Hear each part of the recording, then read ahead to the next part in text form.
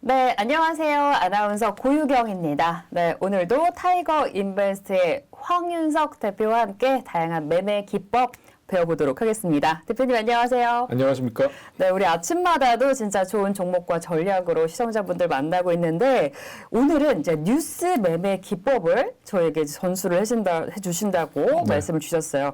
정말 이 뉴스가 너무 많이 쏟아지잖아요. 네. 그 뉴스 매매, 뭐 정보 매매 다양한 얘기를 시장에서 하게 되는데 어떻게 우리는 배워봐야 될까요? 그러니까 지금 이게 온라인 매매 시대가 되다 보니까 그냥 정보가 없어서 매매를 못하는 경우는 없는 것 같아요. 정보가 지금. 많아서 탈이죠. 그렇습니다. 네, 그래서 정보의 홍수 속에서 우리가 살고 있는데 매일 쏟아지는 뉴스와 이슈가 너무 많아요. 그래서 그거를 판단하기가 상당히 어려울 것 같고요. 네. 그래서 저는 이제 오늘 그 투자자 여러분들이 정말 귀를 쫑긋 세우고 들으셔야 되는 뉴스 이슈가 어떤 것들이 있는지 우선 그거를 좀 말씀드리려고 하고요. 네. 그다음에 뉴스나 이슈가 발표되면 주가가 어느 위치에 와 있는지를 먼저 보셔야 돼요. 그래서 호재가 막 나오는데 주가가 꼭대기에 있다 그러면 선수들은 이미 사놓고 팔 준비를 하고 있는데 개인 투자자들은 모르고 덥석 잡는 거거든요. 네. 또 반대의 경우도 있을 수 있겠죠. 그래서 그거를 이제 말씀드리려고 합니다. 그래서 그러면 주가에 영향을 주는 결정적인 뉴스 또는 이슈는 어떤 게 있을까? 제가 이제 몇 가지 정리를 해봤어요. 네, 어떤 건가요? M&A. 그거는 정말, 그러니까 M&A는 이거를 인수하는 업체보다는 피인수 당하는 업체가 유리하죠. 그렇죠. 네, 주가가 그러니까 확 오르죠, 그러면. 그렇습니다. 그리고 유상, 무상 증자. 네, 유상 증자 같은 경우는 일반 대상으로 하는 유상 증자가 있고 대주주 대상으로 하는 유상증자가 있고요. 네. 무상증자는 대부분 일반 주주를 대상으로 하겠죠. 네, 그래서 무상증자의 경우는 호재가 되는 경우가 상당히 많죠. 네. 그리고 또 하나는 자사주 매입하고 소각이 있어요. 근데 투자자한테는 다 좋은 거지만 기업의 입장에서 보면 자사주를 매입하려면 돈이 들어가잖아요. 그렇죠. 근데 자사주를 소각하는 데는 돈은 안 들어가지만 소각을 하게 되면 본인이 갖고 있는 지분이 떨어지니까 네. 투자 그 가치가 좀 떨어진다고 봐야 되겠죠. 그 기업의 입장에서는. 네. 근데 이 두 가지 경우 다 일반 투자자들한테는 다 호재입니다. 그렇죠. 예, 그리고 또 하나는 상장 폐지 당하는 경우가 있잖아요. 지금 예를 들면 지금 오스템 임플란트, 네. 신라젠 상장 폐지 얘기가 나오는데 이런 경우는 무조건 악재죠. 그렇죠. 예, 빨리 어떻게 탈출하는 방법을 생각하셔야 되는 거고. 그다음에 또 상장 폐지가 나쁘지 않은 경우가 있어요. 자진 상폐 같은 그렇죠. 거. 네. 네, 그래서 최근에 맘스터치라는 맘스터치는 네. 네. 맘스터치라는 기업이 하는 이제 경우가 있었고요. 네. 이런 경우는 이제 그 목표가를 제시를 하죠. 그렇죠. 얼마에 공개 매수하겠다라는 가격을 제시를 하죠. 네. 자, 그다음에 또 하나는 이제 제약 바이오 업체들 같은 경우에 많은 경우인데요. 임상 이상이 지나고 나면 기술 수출 발표를 해요. 이건 대박이죠. 그렇죠. 네, 그 그래서 해외 유수의 제약사들에게. 그렇습니다. 최근에 ABL 바이오에서 사노피에다가 기술 수출 발표를 하고 나서 주가가 급등하는 흐름이 나타났고요. 그 밖에 이제 제약 바이오에서 안 좋은 게 임상 실패를 했다라는 게 최근에 이제 그 매드팩토라는 쪽에서 임상 문제가 나왔었고요. 그 다음에 분식회계. 안 좋아요. 네, 안 좋죠. 분식회계는 기업의 실적을 조작하는 거죠. 영업이익이나 뭐 매출을 조작해서 부풀리는 게 이제 분식회계입니다. 또 하나는 스톡옵션 매각한 거. 최근에 카카오페이 생각하시면 될 것 같고요. 그다음에 또 하나는 액면 분할, 액면 병합이 있어요. 그러니까 5,000원짜리를 500원으로 나눈다 그러면 액면 분할이고요. 삼성전자도 했었고. 네, 그렇죠. 네. 그다음에 액면 병합은 뭐 100원이나 500원짜리를 1,000원이나 5,000원으로 합친다. 이러면 액면 병합입니다. 이거는 그때그때 다르기 때문에 이게 꼭 호재가 아니다. 이것만 보고 판단하기는 어렵죠. 네. 그다음에 어닝 서프라이즈, 실적이 잘 나왔다. 이거 무조건 좋죠. 좋은 거죠. 무조건 좋죠. 네, 그렇습니다. 그다음에 최근에 대선 테마가 지금 나오잖아요. 뭐 공약 특히 네. 많이 나오면. 그래서 이런 정책주들 같은 경우도 이제 호재가 될 수 있습니다. 네, 우리 주가에 결정적인 영향을 미칠 수 있는 결정적인 뉴스와 이슈는 어떤 것인지 쭉 정리를 한번 해봤습니다. 그러면 이런 뭐 호재가 됐던 악재가 됐던 뉴스나 이슈가 나왔을 때 지금 주가가 어느 정도 위치에 자리하고 있느냐 이걸 확인하는 게 우선이라고 말씀을 주셨잖아요. 네. 어떻게 확인하는 게 좋을까요? 그 뉴스가 나왔을 때 주가가 지금 어느 위치에 있느냐를 직접 들어가서 확인을 하셔야 되죠. 그래서 이게 포지셔닝 이론이라고 할 수 있는데, 그러니까 아까도 말씀드렸지만 뉴스나 이슈가 나오기 전에 이미 선수들은 주식시장은 굉장히 빠르잖아요. 그렇죠. 네, 그래서 이미 선수들은 이미 다 팔거나 사거나 다 끝내놨죠. 예, 그런데 개인 투자자들은 이게 지금 들어가야 될 때구나 막 흥분하죠. 근데 이미 뉴스로 나왔을 때는 500만 투자자가 다 하는 거죠. 예, 그래서 그때는 흥분하시면 안 되죠. 네. 냉정하게 판단을 하셔야 되고, 그래서 주식시장에서는 소문에 사서 뉴스에 팔라는 얘기가 있는 거죠. 진리죠. 네. 소문에 사서 뉴스에 팔라. 아마도 우리가 알았을 때는 주가에 선 반영됐을 가능성이 높다라는 말씀 주셨습니다. 그러면 이제 여기서 필요한 게 역발상이잖아요. 지금도 내가 알았을 때는 다 아는 거니까 흥분하지 말자. 네. 역발상으로 어떻게 하는 게 좋을까요? 그래서 이제 보면 주가가 상승한 시점에서 호재가 막 나오잖아요. 그럼 저는 매도 타이밍에 가까웠다고 보는 거예요. 네. 반드시 그렇지는 않지만 그게 아마 폭발적인 재료다 그러면 추가 상승할 여력이 있겠죠. 근데 대부분은 이미 선반영이 주가에 돼 있다라고 네. 보는 거예요. 그래서 매도 타이밍을 잡는 게 맞다고 보여지고요. 반대로 지금 주가가 하락한 시점에서 악재가 또 계속 나와요. 지금 같은 시장이 이런 종목들이 많을 수 있죠. 네, 요즘에 너무 안 좋고 안 네. 좋은 얘기 계속 나오니까. 맞습니다. 최근에 뭐 미국 금리 인상, FOMC 회의, 뭐 매파로 변했다, 시장이 계속 급락하잖아요. 그런데 지금 악재들이 계속 나와요. 이런 경우는 서서히 그 악재가 거쳐지는 시점에서 매수 타이밍을 잡는 게 맞다. 네. 저는 그렇게 보고 있습니다. 이제는, 네. 그래서 아까도 이제 귀 쫑긋 세우고 들어야 된다 얘기를 주신 것 같아요. 매수 타이밍을 잘 포착을 해 봐야 될 때인 것 같습니다. 지금 이제 그래서 주가에 영향을 미치는 결정적인 뉴스, 이슈, 그리고 차트를 어떻게 이제 봐야 되는지 역발상도 해야 된다. 다양한 얘기를 해봤고요. 그러면 이제 실전 사례로 접목을 해서 집중적으로 한번 분석을 해보도록 하겠습니다. 먼저 중요한 이슈가 이제 상장 폐지 이슈라고 말씀을 주셨잖아요. 네, 좋은 상패도 있다. 맘스터치 얘기부터 한번 해볼까요? 네, 맘스터치 같은 경우는 이게 이제 자진 상패를 하는 경우는 이런 경우가 있어요. 내가 지금 주식을 공개로 상장을 했는데 이익이 너무 많이 나고 이게 굳이 지금 기업이 이제 일반에 공개를 할 필요가 없는 거예요. 이 수익을 나 혼자 다 갖고 싶은 거예요. 괜히 투자자들을 모집을 해서 네. 그 비용도 필요가 없고 네. 나눠 갖기도 싫고. 네, 그렇죠. 주주한테 배당을 하기도 싫고. 네. 나 혼자 너무 잘하고 있는데. 진짜 잘 굳이 팔리나 보다. 이럴 맘스터치. 경우 필요가 있나라고 생각을 하는 거죠. 네. 그래서 근데 이런 경우는 또 여러 가지 이유가 있을 수가 있어요. 예를 들면 내가 지분 매각을 하려고 하는데 지금 개인 투자자들이나 이 공개를 했을 경우는 지분 매각이 어렵다. 네. 아예 내가 다 사들어서 그러면 지금 현재 증권법상으로는 95% 정도가 돼야 자진 상패를 할 수 있다. 뭐 네. 이런 규정도 좀 있는 걸로 알고 있어요. 그러면 지금 맘스터치 같은 경우는 6,200원을 공개 매수가로 정했어요. 근데 지금 현재 주가 6,140원이에요. 차트 볼까요? 네. 그래서 지금 보면 그렇게 되면 공개 매수가 이상으로 사는 사람이 없겠죠. 그렇죠. 네, 그러니까 주가가 안 움직이는 거죠. 이렇게 한번 급등을 한 이후에 그거를 발표했을 때 5,200원대 발표를 했어요. 그런데 17% 정도 급등한 다음에 이제는 6,140원에 주가가 그냥 멈춰져 있습니다. 그 근처까지 올라와서 그대로 있네요. 네. 네, 그래서 맘스터치 보면 지금 여기 6,150원 고점을 찍고 나서요. 그다음에 움직임이 없어요. 오늘도 여기서. 거래가 없어요, 지금. 거래가 없습니다. 네. 네, 그래서 95% 이제 뭐 지금 언제까지 기간을 정해놓고 이제 그 대주주가 매수를 하는 거죠. 공개 매수 기간을 정해놓고. 자, 그런데 이거는 굉장히 좋은 거에 속하는데 나쁜 게 있습니다. 오스템 임플란트 뭐 아직 결정이 확실하게 되지는 않았지만 일단 뉴스가 났잖아요. 네.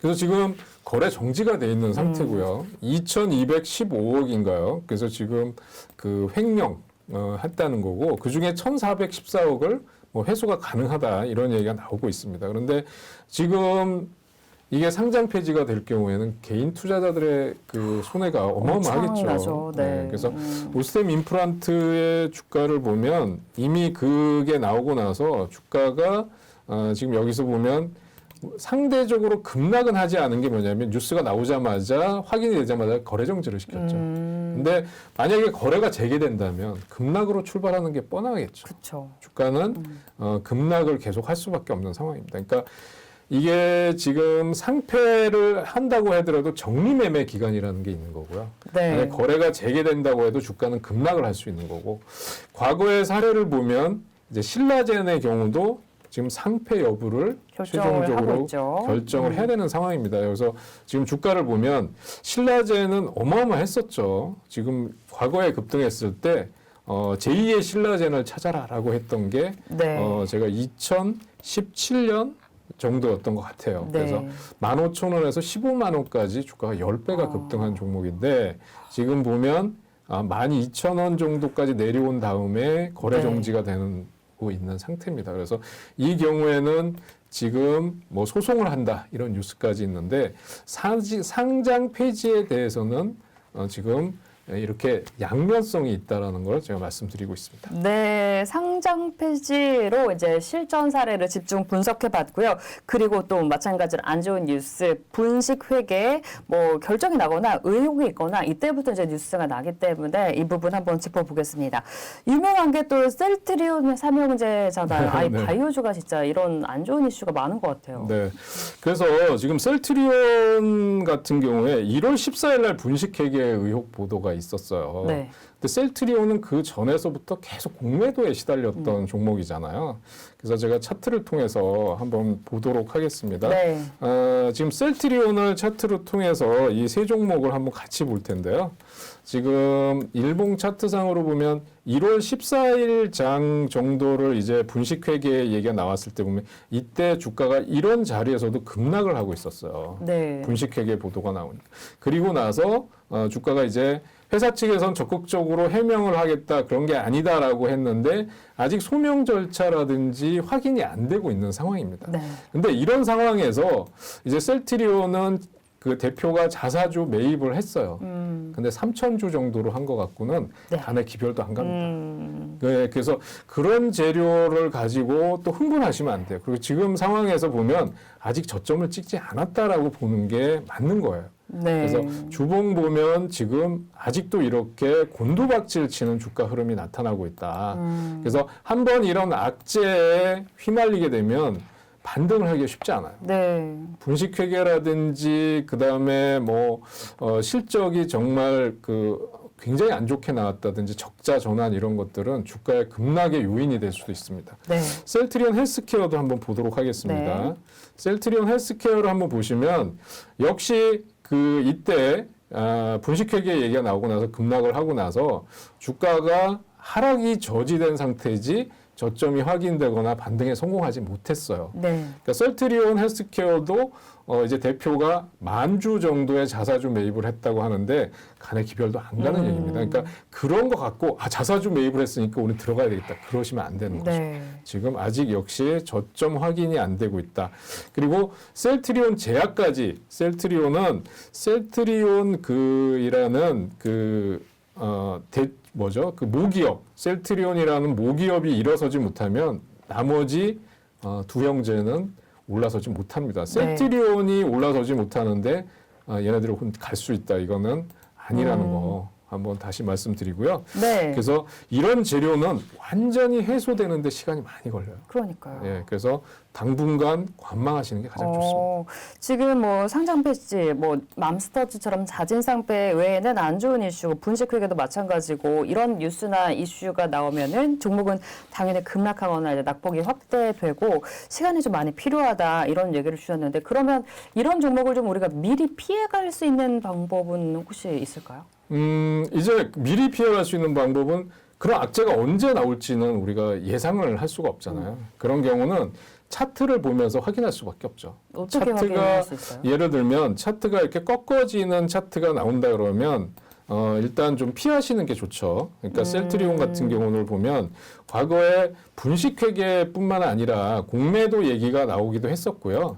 여기서 보면 쭉 이렇게 지금 흘러내리는 차트잖아요. 네. 예, 지금 여기서 전체적으로 저점과 고점이 낮아지는데 그 뉴스가 나왔을 때는 이 자리였어요. 이 자리였기 때문에 지금 이런 자리에서도 확실하게 이렇게 터닝이 되기 전까지는 매수를 안 하시는 게 좋고요. 네. 여기서 이미 하락 시그널들이 나왔잖아요. 이미 안 좋은 소식 나오기 전에. 네, 그래서 그러니까 제가 아까도 말씀드리지만 공식 발표되기 전에 선수들은 이미 알고 내부자 있다. 정보라든지 이런 걸 통해서 알고 있을 가능성이 많아요. 네, 그래서 이런 조짐들이 벌써 주가에 반영이 되고 있다는 거죠. 네, 이렇게 해서 좀 나쁜 이슈를 피해갈 수 있는 방법을 차트로 미리 좀 확인을 할 수 있다 알아봤고요.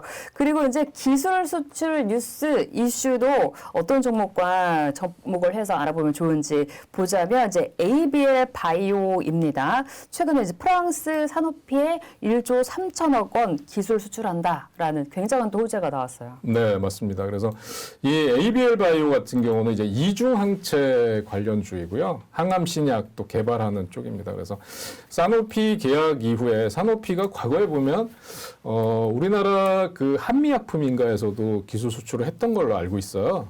그래서 지금 한번 보시면 ABL 바이오의 실적을 한번 볼게요. 네. ABL 바이오의 실적을 한번 보면 지금 매출이 지금 제대로 나오질 않고 있고 이런 항암 신약 개발 기업들은 영업이익이 다 적자예요. 네. 예, 투자를 많이 해야 되고 장기 투자를 해야 되고 그러기 때문에 지금 영업이익이 적자인데 13조의 기술 수출을 받는다 그러면 어마어마한 거죠. 사실은 보면. 그래서 지금 이 뉴스가 발표되고 나서 차트 모양을 한번 보겠습니다.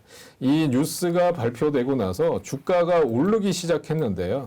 여기서부터 쉬지 않고 오릅니다. 예, 그래서 고점을 찍었는데 지금 여기서 눌러주는 흐름이 나타나고 있고요. 여기서 보면 이미 외국인과 기관이 이 뉴스를 보고 매수를 들어오기 시작했어요. 네. 일시적으로 차익 실현을 외국인들이 했지만 지금 재매수가 들어오고 있는 상황이고요. 그래서 지금 시장이 안 좋을 때는 이런 뉴스가 상당히 오래 갈 수가 있죠. 그래서 과거에도 보면 뭐 메디톡스 같은 데서 이제 보톡스 관련해서 기술 수출하고 나서 주가가 5배 이상 뛴 적이 있거든요. 네. 그래서 지금 이 재료는 주봉상으로 제가 보면 아직 이게 꺾어질 타이밍이 아닐 수도 있다라는 거고요. 더 갈 수 있는 이슈다. 그래서 32,000원대 부근에 단기적으로 매물대가 있다. 그래서 시장 상황에 따라서 이게 한 번 더 레벨업이 나올 가능성이 있다. 그리고 기술 수출이 됐는데 그 규모가 얼마냐. 또는 앞으로 이것과 관련된 재료들이 계속해서 나올 수 있느냐라는 측면을 보면 저는 지금 코로나라는 특수한 시국에 갇혀 있지만 이게 어느 정도 극복이 되면 이제 우리 난치성 암이라든지 항암 신약 쪽으로 시장이 좀 돌아설 가능성이 있거든요. 네. 예, 그래서 저는 ABL 바이오는 지금 저점 공략을 해도 괜찮은 타이밍이다 이렇게 보고 있어요. 네, 강한 이슈이기 때문에 네. 저점 공략해봐도 좋을 종목 ABL 바이오 짚어봤고요. 그리고 뭐 이렇게 제약 바이오주 기술 수출하는 좋은 소식 말고 임상이 잘 안 됐다, 뭐 부작용이 났다, 그때처럼 뭐 사망자가 발생했다, 뭐 네. 이런 이슈는 또 안 좋게 당연히 작용을 하겠죠. 네, 매드팩토라는 건데 이제 그게 제약 바이오들 같은 경우에 이런 게 거의 치명적이에요. 그렇죠. 예, 식약처에서 만약에 뭐 임상 계획을 변경했는데 이게 부결이 됐다든지 그다음에 그다음에 또 이제 그 뭐죠? 상용화 신청을 했는데 뭐 이게 뭐 부결됐다든지 이런 뉴스가 나오면 상당히 안 좋습니다. 근데 지금 벡토서팁이라고 했던 것 때문에 매년 열리는 그 뭐 헬스케어 컨퍼런스 쪽에서 그 기술에 대한 발표를 했었고 성장성이 굉장히 좋게 됐던 종목이에요. 근데 네. 임상하면서 2명이 사망했는데 임상 부작용으로 사망했는데 이게 벡토서팁 때문이 아니다라고 공식 발표가 나왔는데 이미 우리가 볼 때 이게 의심되는데 아니다라고 발표하면 주가는 이미 빠졌죠. 예, 급락을 할 가능성이 네. 높아요. 그래서 차트를 통해서 한번 보여드리면 예, 지금 이런 자리에서 갑작스럽게 여기서 보면 하락 추세가 이미 선 반영이 선수들은 알고 있었던 거죠. 근데 그 뉴스가 나오고 나서 여기서 뚝 떨어진 거죠. 전일 종가가 여기였는데 그 뉴스가 나오고 나서 그대로 급락을 한 거죠. 개파락을 했는데 그렇다면 이게 부인을 하고 뭐 앞으로 뭐 하겠다라고 하는 것들이 나왔는데도 주가가 올라가질 못하잖아요. 그럼 여기서 급락했을 때 이 던졌던 매물들을 소화하고 올라가려면 이만큼의 거래량이 추가적으로 실려주면서 돌아서야 되는데 이게 쉽지 않아요. 네, 그래서 이런 한번 악재에 휘말린 기업들은 쉽게 돌아서기가 힘든데 네. 그러면 어떤 호재가 나와야 돌아설 수 있느냐? 제가 볼 때는 또 그렇게 생각하실 거 아니에요. 이게 임상이 실패했기 때문에 임상이 성공했다는 악재가 호재가 나와야 되지 않느냐. 근데 그건 시간이 엄청나게 걸리죠. 그럼 어떤 뉴스가 나와야 될까요? 그러면 가장 좋은 거는 주식 소각, 자사주 매입 이런 게 나와야 되는 거죠.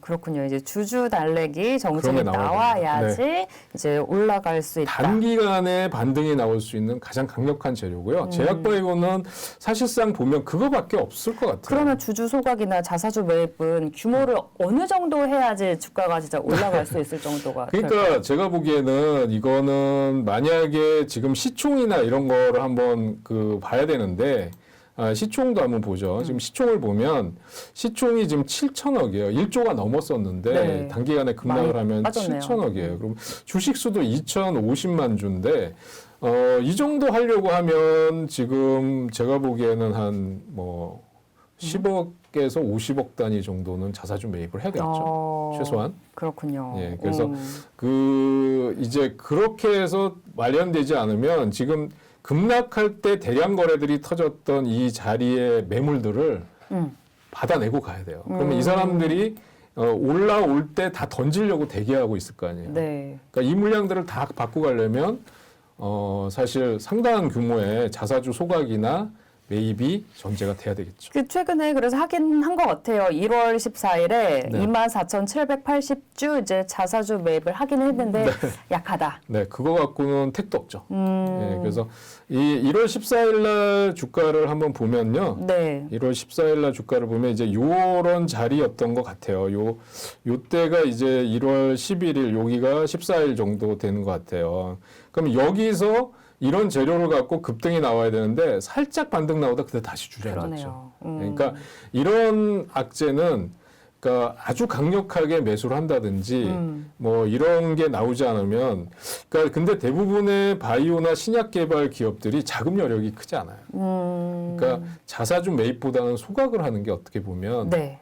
소각이 이제 대주주 입장에선 자기 살을 깎아내는 거죠. 네. 예, 그래도 자금 여력이 없을 때는 방법이 없습니다. 소각이라도. 네. 네. 그런데 소각은 잘 안 하는 것 같아요. 자사주 매입. 셀트리온 헬스케어도 소각은 안 하고 매입을 했죠. 셀트리온은 3,000주, 셀트리온 헬스케어는 10,000주를 자사주 매입을 했습니다. 네. 이것도 턱없이 부족하다. 그렇죠. 간의 기별도 안 가다. 이렇게 얘기를 주셨잖아요. 네, 그렇죠. 그러니까 주식수로 따지면 뭐 어마어마한다고 봐야 되겠죠. 이제 셀트리온 헬스케어도 이제 주식수나 이제 기업 내용을 한번 볼 텐데, 네.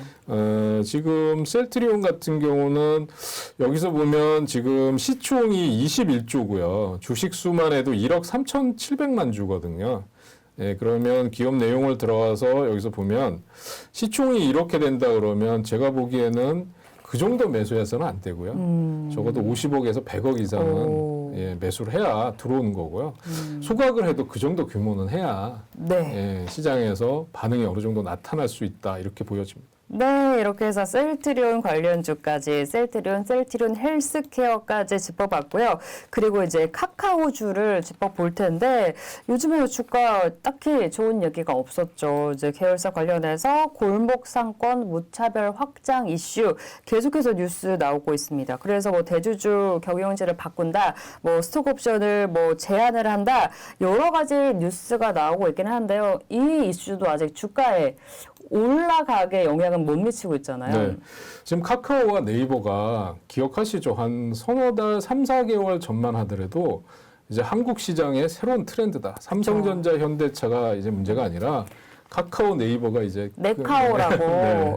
뜨거웠죠. 네, 그래서 그리고 제가 얼마 전에 이제 그 칼럼을 봤는데 카카오를 사용하지 않고 어떻게 살 수 있냐 한국에서. 우리 다 지금 카톡 하잖아요. 네. 네, 그렇습니다. 그런데 지금 보면 여기 수급적인 측면을 보면 외국인들이 하루도 쉬지 않고 매도하는데요. 매도 규모가 100만 주대에서부터 80만 주, 50만 주, 지금 이렇게 하락한 가격대에서도 50만 주씩 매도를 하고 있어요. 네. 그러면 이 카카오가 반등이 나오려면 외국인이 파는 것만큼 기관들도 사줘야 돼요. 근데 기관들의 매수는 강도는 상당히 약하고 조금씩 사다가 아니면 매도를 하는데 그러면 누가 다 사느냐 하면 개인들이 다 사고 있어요. 그러면 이 개인들이 많이 살 경우에 주가가 안 올라가는 이유는 개인들이 이게 결집력이 약하기 때문에 그래요. 기관처럼 한꺼번에 들어와서 확 사놓고 기다린다든지 저점 매수하는 게 아니라 샀다 팔았다 이런 걸 네. 단독을 하기 때문에 그런 거고요.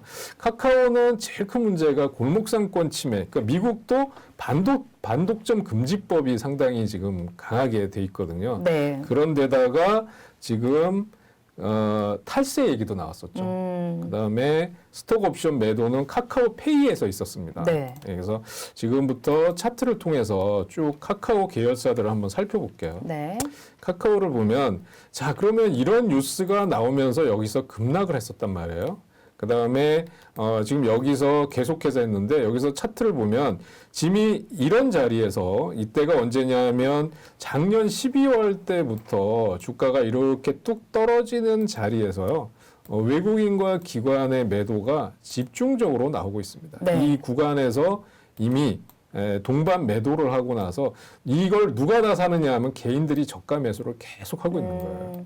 그래서 삼성전자 초기에 못 올라갈 때 차트하고 똑같은 거죠. 네. 그래서 지금 보면은 이제 차트가 다 무너졌는데 지금 여기가 아직 저점이 아니라고 하는 이유는 강력한 거래량도 수반이 안 돼주고 있고 내려오면서 하락이 저지가 돼야 되는데 지금도 추가 하락이 나오고 있는 상황입니다. 네. 그리고 이제 카카오페이를 한번 보도록 할게요. 네. 카카오페이는 지금 신규 상장된 지가 작년 11월이죠. 네. 작년 11월인데 지금 이렇게 되고 나서 급락이 나왔던 시점에 지금 매도가 나왔던 때가 저는 이쯤이라고 알고 있어요. 그 경영진에서 지분 매도 나왔던 때가 이렇게 하락하고 나서 그 이후에도 올라가지를 못하고 있어요. 근데 지금 경영진 교체한다. 스톡옵션 제도를 바꾸겠다라는 게 나왔는데 여러분들이 상식적으로 생각해 볼 때 그 제도가 바뀌어서 실행되기까지는 상당한 시간이 걸리잖아요. 네. 그래서 지금 카카오도 그게 중요한 게 아니라 주주한테 지금 자사주 소각, 자사주 매입, 그 다음에 경영진 교체가 문제가 아니라 지금 사업 구조라든지 다각화할 수 있는데 골목상권을 과감하게 좀 내놓고 네. 좀 아주 좀 그런 큰 사업 다각화를 이루는 게 저는 중요하다라고 생각하고요. 지금 카카오 택시 지금 그다음에 공유차 이런 중고차 시장까지도 다 장악을 하고 있잖아요. 그래서 이런 쪽에 비난이 상당히 커지고 있어요. 근데 다만 카카오페이나 이런 쪽은 외국인 기관의 비중이 아직도 어느 정도 유지를 하고 있기 때문에 단기간에 하락폭은 크지만 저는 이게 매몰화될 가능성보다는 단기 좀 중기적으로 보면 반등 가능성이 있다고 보여집니다. 그래서 카카오나 네이버 같은 경우는 정말 아주 혁신적인 규모의 기업 혁신에 대한 발표가 있어야 될 것 같고요. 그게 두 번째는 경영진의 강력한 주주 친화 정책, 자사주 소각 내지는 매입, 그다음에 배당 정책 이런 것들이 나와줘야만 주가가 돌아설 수 있다 이렇게 생각합니다. 네, 카카오페이 또 계열사 종목들 짚어보면서 이런 뉴스가 이 정도 규모까지 나와야지 주가를 끌어올릴 수 있을 것이다 라는 부분 짚어드렸습니다. 그리고 이제 주가에 영향을 줄 수 있는 게 대선 테마인데요. 정치 공약입니다. 다들 뉴스를 많이 접하셨겠지만 지하철, 경부고속도로 지하화를 하겠다라는 공약에 특수건설, KT 서브마린 이런 종목들 많이 움직였잖아요. 네. 이게 진짜 그 뉴스 소문에 사서 뉴스에 판다가 제일 또 잘 맞는 그런 부분이 아닌가 싶은데 특수건설부터 한번 짚어볼까요? 네, 특수건설은 이제 터널 쪽에 아주 특화된 터널 뚫는 그렇죠. 중소 건설업체예요. 그리고 이제 또 지하 터널, 그다음에 해저 터널, 그러면 KT 서브머린 이게 아주 전형적인 테마주적인 성격인데요. 이 특수건설 같은 경우는 이제 기업 내용을 보면 우리가 이제 이런 중소형 건설사들을 볼 때 기업 내용이 그렇게 빵빵한 기업들이 별로 없어요. 네. 근데 특수건설 같은 경우는 지금 2천억 정도 매출에 35억 영업 흑자, 그다음에 올해는 좀 이거보다 한 50억 이상 좀 흑자가 나올 걸로 예상이 돼요. 그러니까 적자 기업들이 상당히 많고요. 그래서 특수건설 같은 경우는 이미 그런 게 이제 시장에서 강력한 테마주로 인식을 하고 있어요. 근데 최근에 보면 이런 것 때문에 단기간에 상승이 강하게 나왔는데 이런 이슈가 이 대선 정책주라는 이슈들은 한번 반짝 확 솟고 나면 그다음에 쭉 떨어져요. 네, 그래서 이런 테마주들 같은 경우는 짧게 트레이딩 매매를 하시는 게 좋다라는 거고요. 단기 급등하면 차익 실현하셔야 되고, 그 다음에 또 KT 서브마린도 한번 보도록 하겠습니다. 네. KT 서브마린이라는 종목을 보면 한일 해저 터널 뚫는다 그러면 무조건 상한가예요. 그랬던 종목인데 역시 반등이 나타나고 있는데 이런 종목들의 상승은 제한적이다. 그래서 대선 테마주들 보면 공약이 수없이 나오잖아요. 근데 지하철, 뭐 경부고속도로 지하화, 그다음에 경인선 지하철도 지하화한다 이런 것들은 그 뉴스가 나오면서 반짝 시장에서 관심을 받을 때 네. 단기 매매하시는 게 좋을 것 같고요. 제가 또 하나 이제 오늘 시장에서 보니까 그 자사주를 매각했는데 시장에서 굉장히 충격을 받은 종목이 있어요. 무슨 그거를 종목이죠? 하나 마지막으로 좀 소개를 해드릴까 합니다. 그게 뭐냐면요. 네. 그 지금 그 NBT라는 종목입니다. MBT. 네, 그래서 급락했죠? 네. 그래서 지금 여기 보면 1월 25일 날 이제 임원 두 사람이 자사주로 59만 주를 매도를 했어요. 네. 그게 금액으로 따니까 127억 원 정도에 달합니다. 여기 보면 평소에 3, 40만 주 거래되던 주식이 495만 주가 되면서 26%나 급락을 했어요. 네. 그러면 이 종목은 뭐냐면 지금 이 38,600원까지 급등하던 주식이 지금 여기서부터 이렇게 흘러내렸죠. 이미 시장에서는 알고 있었던 거죠. 그리고 나서 매도했다는 뉴스가 나오니까 그대로 급락을 하면서 지금 이 자리에서도 다시 하락이 나옵니다. 그러니까 신규 상장되고 나서 신규 상장 공모가가 19,000원인데 한 방에 공모가를 하회했어요. 네. 그러니까 이렇게 일순간에 급락으로 한 것인데 이런 종목을 덥석 잡으면 안 됩니다. 네, 그래서 지금 제가 예를 하나 들어드리는 거고 지금 시장이 하락장에서는 완전히 돌아서는 거. 확인하고 잡으셔야 되고요. 악재가 나왔을 때. 그래서 제가 보기에 여기서 더 추가적으로 계속 급락할 것 같진 않지만 뭔가 이거를 돌려놓을 만한 강력한 호재가 나오고 터닝하기 전까지는 잡으시면 안 된다라는 네. 이렇게 해서 이제 뉴스 매매 기법에 대해서 종목과도 접목해봐서 이제 다양한 얘기를 나눠봤습니다. 소문에 사서 뉴스에 팔아라. 당연히 좋은 소문, 좋은 뉴스겠죠. 그래서 매일 저희 굿모닝 증시 라이브를 통해서 좋은 종목을 꼽아주시기도 하는데 지금 사볼 만한 좋은 소문이 있는 종목 혹시 뭐 없을까요? 지금 상황에서는요. 역시 지금 보면 가장 시장에서 봐야 되는 게 실적? 네, 실적인데요. 반도체, 그다음에 2차 전지, 그다음에 저는 이제 NFT를 포함해서 게임에서 새롭게 이제 그 뭐 혁신을 해나가는 시장을 이제 주도적으로 장악해 나가는 그런 기업들을 관심 있게 보셔야 되는데 역시 저는 뭐 LG 이노텍은 뭐 양쪽에 다 걸치고 있다라고 보여지고요. 또 하나는 뭐 LG 전자도 그동안 많이 눌렸었는데 자동차 전장, 애플카 이런 쪽으로 이제는 삼성전자, 하이닉스만 보지 마시고 LG 이노텍, LG 전자 같은 종목도 좋다고 할 수 있겠고요. 지금 파운드리 업체 쪽에서 아주 폭발적인 성장력을 가지고 있는 DB 하이텍 반도체나 그다음에 FPCB 쪽에 독보적인 영역을 가진 심텍이라든지 이런 종목 좋아 보이고요. 그다음에 위메이드나 컴투스 홀딩스 같은 종목들은 좀 전에 말씀드렸던 NFT 플랫폼에서 그렇죠. 네. 계속 지금 그 시장을 주도하는 종목이라고 말씀드릴 수 있겠습니다. 네, 이제 소문에 사서 뉴스에 팔만한 종목들까지도 쭉 들어봤습니다. 네, 저희 한국증권TV에서는 매일 아침 개장하기 1시간 전 8시부터 개장 후 9시 10분, 20분까지 소통하면서 라이브로 또 여러분들과 함께 방송을 하고 있습니다. 그때 오시면 전략도 저희가 세워드리고요. 그리고 공략주 매일 3종목 드리고 있으니까 생방송으로도 함께 해주시면 좋을 것 같다는 말씀 드리면서 함께 인사드리고요. 또 다음 방송에서 같이 찾아오도록 하겠습니다. 네, 시청해주신 여러분 감사합니다.